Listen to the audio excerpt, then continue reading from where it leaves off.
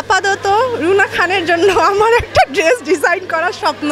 Modelling, নাটক, cinema করার একদম ইচ্ছা নাই। অনেক অফার আসছে। মনে করে যে ফ্যাশন ডিজাইনার মিন্স হচ্ছে গিয়ে টেইলরিং। নো, টেইলরিং কখনোই ফ্যাশন ডিজাইনার। আপনি পাশাপাশি কি করছেন? আমি অ্যাজ আ ফ্যাশন ডিজাইনার হিসেবে কাজ করছি। আমি ডিজাইনার হিসেবে অনেক কালেকশন করছি। সো এই তো, আমি ফ্যাশন ডিজাইনার, আপু বেকার। ফ্যাশন ডিজাইনার চিন্তাটা কেন আসলো বা কেন করছেন?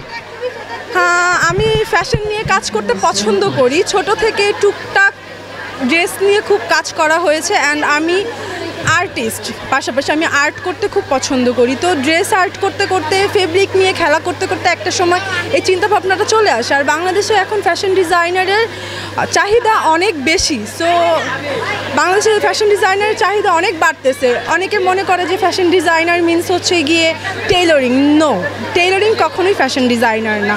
সো আমি বড় একটা গার্মেন্টসের সাথে কাজ করব। আরএমজি সেক্টরটা কিন্তু বাংলাদেশ অনেক বড় একটা পার্ট।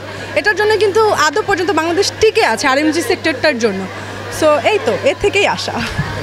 কতদূর পর্যন্ত দেখতে চান ফ্যাশন ডিজাইনে, বা মডেলিং বা নাটক সিনেমা করার ইচ্ছা আছে? না, মডেলিং, নাটক, সিনেমা করার একদম ইচ্ছা নাই। অনেক অফার আসছে, বাট আমি সব কয়টাই রিজেক্ট করে দিয়েছি। বাট আমি নিজেকে অ্যাজ আ ফ্যাশন ডিজাইনার হিসেবে টপ লেভেলে দেখতে চাই বাংলাদেশে। কার ড্রেসটা আপনি ডিজাইন করতে চান, বাংলাদেশে কোন মডেলের বা নায়িকার? আপাতত রুনা খানের জন্য আমার একটা ড্রেস ডিজাইন করার স্বপ্ন। আমার আপুকে পার্সোনালি খুব পছন্দ। কেন পছন্দ এটা জিজ্ঞেস করেন না, আমার কাছে কোনো অ্যান্সার নেই। আমাদের বাংলাদেশের নজরে দেখলে এটা একদমই পজিটিভ না।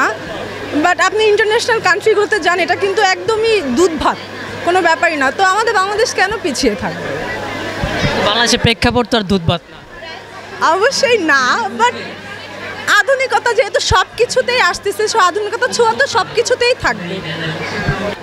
হ্যাঁ, মিডিয়ার ক্ষেত্রে এটা আসলে খুব কাছ থেকে দেখা হয়েছে কয়েকবার, বাট এইসব কারণেই মিডিয়াতে ঢুকবো না। এর জন্য আমি কখনোই আগাই নাই আসলে।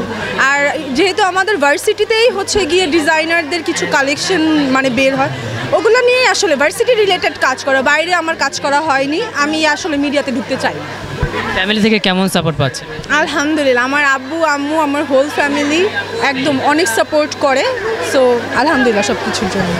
শেষ, নারীদের উদ্দেশ্যে কি বার্তা থাকবে? নারীদের উদ্দেশ্যে বার্তা থাকবে, মেয়েদের বিয়ের আগের জীবনটা হচ্ছে বাবার হাতে, বিয়ের পরের জীবনটা হচ্ছে হাজব্যান্ডদের হাতে। বাট নিজেদের একটা একটা স্পেস থাকা উচিত, যেটা তুমি নিজের জন্য কিছু করবা। তুমি তোমার বিয়ের আগে বাবার নামে পরিচিত, বিয়ের পর জামাইয়ের নামে, বাট তোমার নিজের জন্য একটা পরিচয় থাকে। এই ব্যাপারটা সবসময় খেয়াল রাখবা। হোয়াট এভার ইট ইজ, লাইফে যা হোক তুমি ভালো থাকতে পারবা। Thank you.